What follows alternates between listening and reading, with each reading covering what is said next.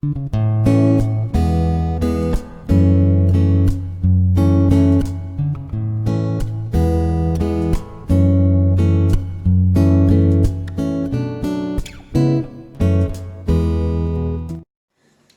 students, we are going to start with the second chapter of Science 2, Life Processes in Living Organism Part 1. Now here we are to study in detail two life processes. One is energy production and the second one is cell division. Now when we say energy production, in our body various organ systems are working in coordination. Each organ is having its own individual function and they work independently, but they are working with mutual coordination and understanding. So here there are various systems which are working in our body in coordination. We have the circulatory system, we have the digestive system, we have the nervous system, we have excretory system, we have reproductive system, we have respiratory system, etc. All this we have studied in the previous standards. Now when we say from where do we get energy, our answer will be we get energy from the food that we eat. The food that we eat is not alone enough for production of energy. Along with that we require oxygen also. So from where we are getting oxygen? We are getting oxygen from the air. We breathe in air and we give out carbon dioxide. So that is respiration according to you. Actually it is breathing, one of the step of respiration, or we can say the first step or the initial step of respiration, to take in oxygen and to give out carbon dioxide. So this oxygen that enters in our body, it enters in the lungs first. There it is absorbed by the blood and blood will circulate this oxygen in the complete body. It will be absorbed by the cells. Oxygen will be absorbed by the cells where the further oxidation of the food molecule it will take place. Now how does the food molecule reach into the cell? Now by the process of digestion. Whatever food you eat, that is getting assimilated, then that is getting absorbed, and then wherever it is required, there it is sent in the form of carbohydrates, in the form of proteins, in the form of vitamins, etc. So accordingly, the food molecule which is present inside the cell, it can be in the form of carbohydrate, it can be in the form of vitamins, it can be in the form of proteins, or it can be in the form of fats also. That is to be oxidized and the energy is to be released. Now the process of respiration, it takes place in two steps. The first one is breathing and the second one is cellular respiration. So breathing you all are aware of. Now second one, that is cellular respiration. That means respiration that takes place at the cellular level. We also call it as the internal respiration.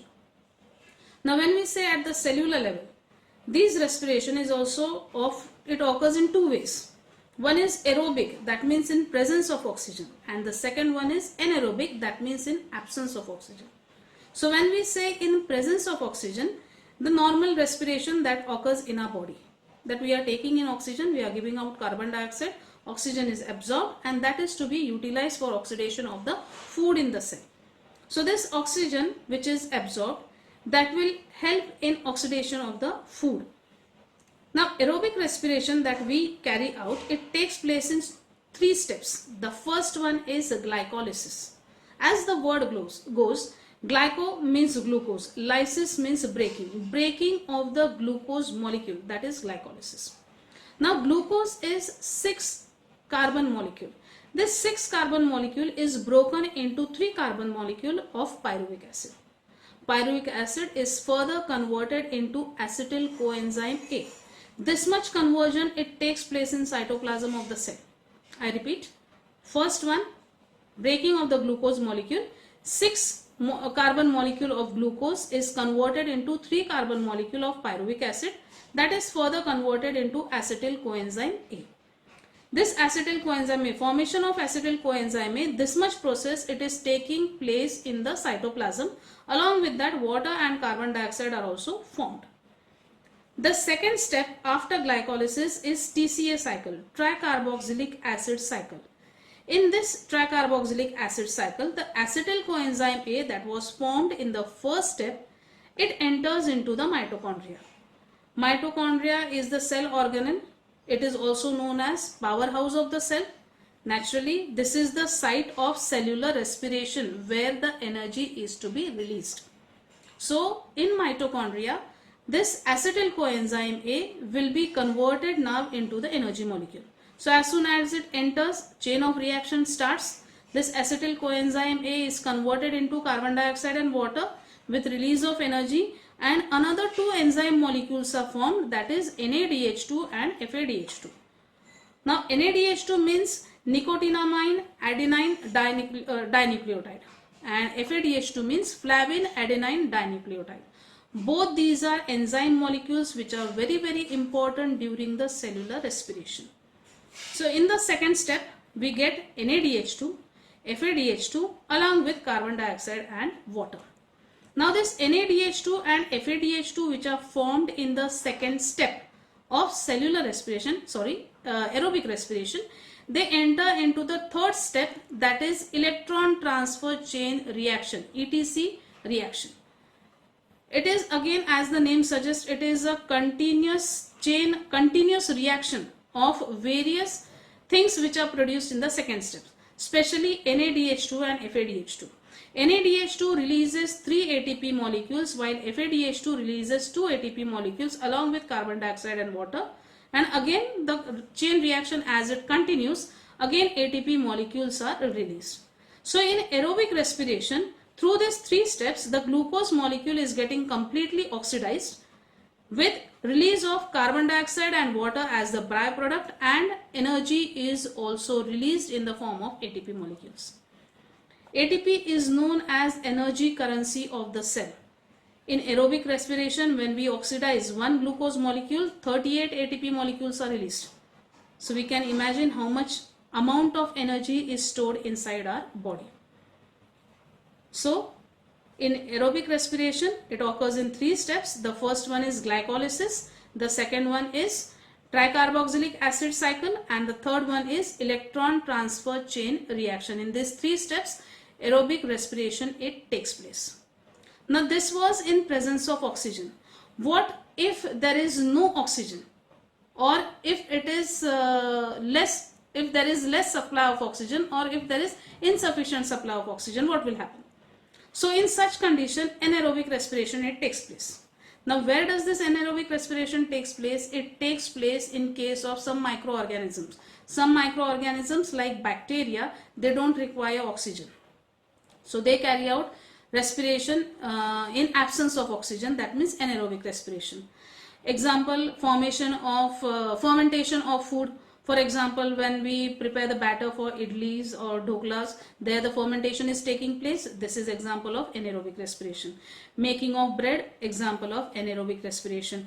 Germination of the seed which is submerged inside the soil, that is also anaerobic respiration, because here there is no supply of oxygen, but the process is getting continued. So here the byproducts which are formed along with carbon dioxide and water are lactic acid and alcohol.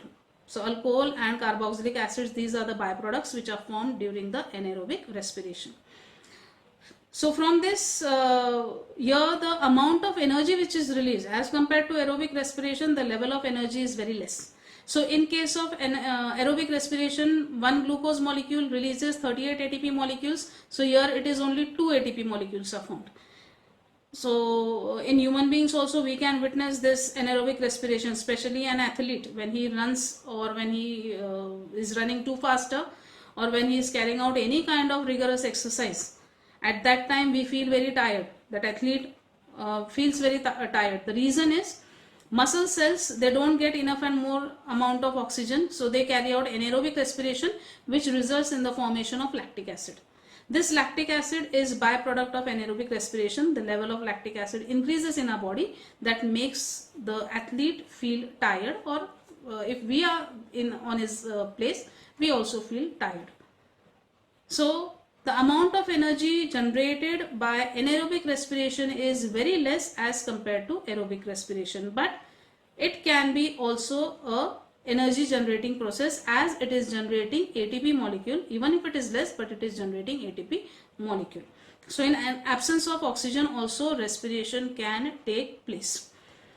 Now from where do we get these nutrients, carbohydrates or proteins or vitamins? From where we are getting, or how does it come in our body? Naturally from food we are eating in the form of rice, chapati, dal or curry and all. So vegetables, fruits, all these things what we eat, all that they are the components of our food. So these components of our food, they contain macromolecules, like for example when you eat chapati, when you eat rice, it is the supplement of carbohydrate. When you eat sugar, it is the supplement of carbohydrate. When you drink milk, when you eat eggs, when you eat flesh, that is the supplement of protein. Animal origin protein is considered as the first class protein. Then from where do we get fats? We get fat from oil. From where do we get vitamins? We are getting vitamins from various leafy vegetables. We are getting it from fruits. Like this, various ingredients of our food, they give us supply of these macromolecules. Carbohydrate is giving us 4 kilocalories of energy, while fat is giving us 9 kilocalories of energy. Proteins also, they are giving us 4 kilocalories of energy. Now, where is the requirement of this proteins or vitamins or carbohydrates? The food that we eat, by the process of digestion, it is getting converted into glucose. For example, carbohydrate is getting converted into glucose. Proteins are getting converted into amino acids. Fats are getting converted into fatty acids. And then further, they are stored at various places. According to the need, then it is getting utilized. For example, carbohydrates, simple glucose, it is getting utilized for generation of energy. Then proteins are getting converted into amino acids. So various proteins are utilized in our body in the form of hormones secreted by pituitary gland. Then we are having in the skin keratin and melanin. These are also examples of protein. Then to retain the elasticity of our muscles, we have actin and myosin. These are also proteins. Then we have certain reproductive hormones, which are also proteins. So osin present in the bone, that is also example of protein. Casein, which is present in the milk, that is example of protein. Hemoglobin is the example of protein. Pancreas secrete trypsin and insulin, another example of protein. So like this, proteins converted into amino acids, they are stored as hormones in our body. What is the use of fats? Fats are converted into fatty acids. These fatty acids are responsible for formation of plasma membrane. So plasma membrane is formed from lipids and proteins. Phospholipids, sorry. It is formed by phosphorus and lipids. So plasma membrane is formed from phospholipids. Not only that, some hormones like estrogen, progesterone, aldosterone, testosterone, these are reproductive hormones. They require fats for their production. So if they are to be produced in our body, there should be fats in our body, only then it can be produced properly, or it can be produced in ample amount as required. Then certain vitamins, they require fat as their base for their solubility. So that way fats are also important. Vitamins. Vitamins means vital amines. There are total 6 vitamins. Vitamin A, B, C, D, E and K. Vitamin A, D, E and K are fat soluble vitamins. Fat soluble vitamins means they will be retained in our body. Whatever food you eat, if it contains vitamin A or C, D or E or K, it will be present in your body. But vitamin B and vitamin C, they are water soluble vitamins. So how much is required, only that much will be absorbed. Remaining will be moving out from your body. How much is required, only that much will be absorbed, water soluble. Remaining all, it will be moving out from your body. That we call it as water soluble vitamins. So vitamins, they are classified into 2 types, fat soluble and water soluble. The 2 hormone molecules that we studied earlier, NADH2 and FADH2, these NADH2 and FADH2 are also formed from vitamin B complex. Vitamin B2, riboflavin, is responsible for formation of FADH2. And vitamin B5, that is nicotinamide, it is responsible for formation of NADH2. So that way vitamins are also important. So carbohydrates are important, proteins are important, vitamins are important, fats are important. Which is the another important nutrient that we require? The first one is water. Your body, almost 60% is made up of water. And when we say at the cellular level, 70% of the cell is made up of water. The blood plasma, 90% of it is made up of water. Because for proper transportation, this water medium is very, very important. So water is one of the most important nutrient. So when we feel tired, if there is little also dehydration, loss of water from our body, we feel very tired. The reason is the transportation of whatever is. It can be food, it can be oxygen, it can be nutrient. It will not take place properly. We have seen many players, they take energy drink. So it is nothing but glucose water. So glucose is instant source of energy. It is directly getting mixed. When we take it in the liquid form, it is directly getting mixed with the blood. Blood is also in the form of liquid. So then very fast it will spread into the body and it becomes the instant source of energy. So water is one of the very important nutrient. Another one important nutrient is fibers.